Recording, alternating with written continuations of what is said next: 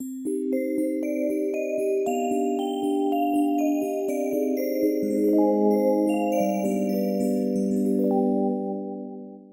Wednesdays again.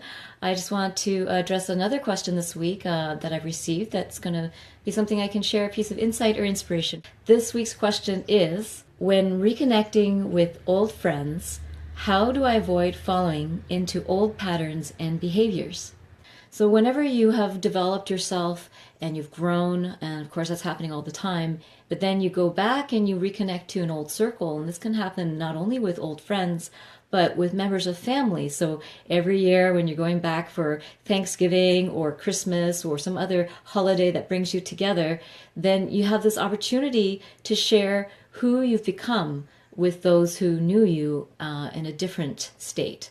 So that's a beautiful opportunity to really ground who you are now. So what I would do is, before you meet up with your old friends or family or old circle, and you know that there's behaviors that you used to have with them, and maybe it served you during that time, and I want you to just take a moment before you meet them, and this could be like a moment in terms of like literally before you enter the space, but preferably a little bit more time so you can really anchor some of the things I'm going to say.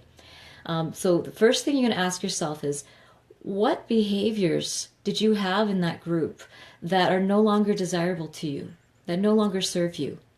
And once you figure out, well, there's this and there's that and this. So for example, you might say, well, I used to engage in excessive drinking with this particular group, and that's just no longer important to me. So that's something that you might want to, think about. Well, what was, and the second question is, what desire or wish did those behaviors actually serve?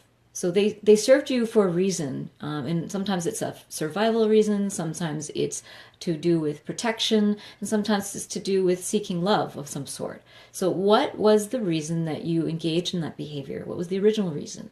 And really look at each behavior and each reason. And if it turns out to be a fear-based reason, like I didn't want them to reject me if I didn't drink with them, or I didn't want to be ridiculed for not drinking with them, then you might want to go, okay, then the third question is, what is a higher purpose or a love-based, joy-based wish that you do have with this group of friends?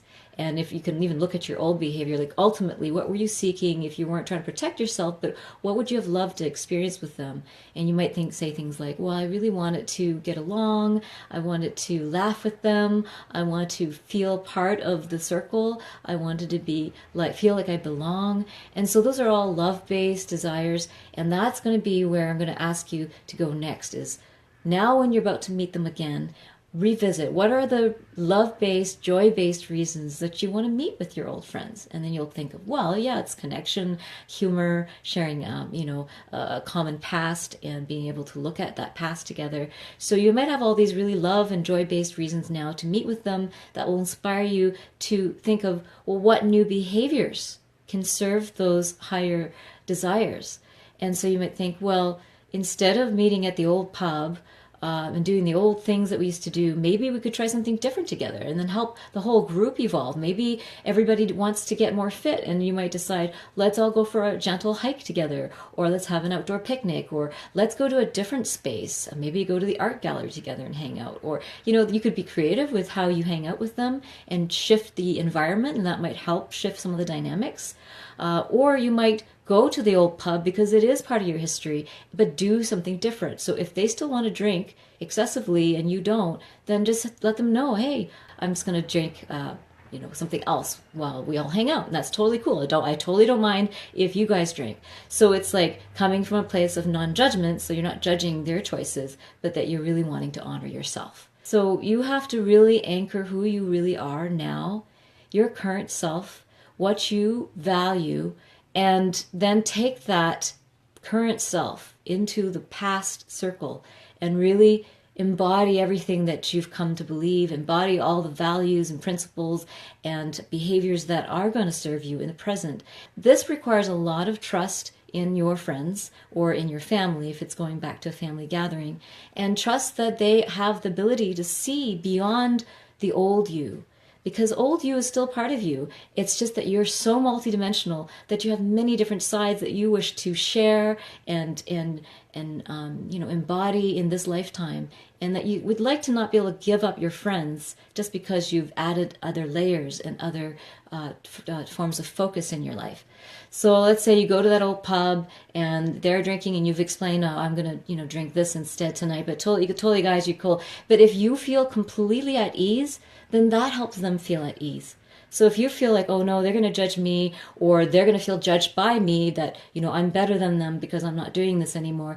If you worry like that, then you're going to carry that anxiety and it's going to project outwards, and they're going to read that anxiety in their own way. So if they have any triggers or anxieties, they're going to read your discomfort from their lens. So if you have very little anxiety, you're really happy, you're just so overjoyed to see them, and you're just filled with love at being with them, then that's what they're going to feel. They'll just feel, wow, this person loves me and accepts me. And that's what they really want ultimately, from any friend, is to be loved and accepted. And that's not easy to do if you have different values or different behaviors from each other. But it is a point where you can find that common ground that's about love. And so no matter what it is, I've just used this as an example, but because I don't know what behaviors you're referring to, so I can only speak to it in generalities and maybe use just an example that's quite common in terms of old friends. And I know that in my own life, my evolution to where I am now has been quite a journey for my family and friends too, where they've watched me grow, and I have to trust that they're deep enough and sophisticated enough and loving enough to allow me to be who I am now and still let me be part of the family or the circle. And it's been that case, and sometimes there's been bumpy roads where my own anxieties got in the way, which attracted their anxieties, and we just kind of, played out the anxieties energetically. But the reality is love trumps all anxieties. Love trumps all differences.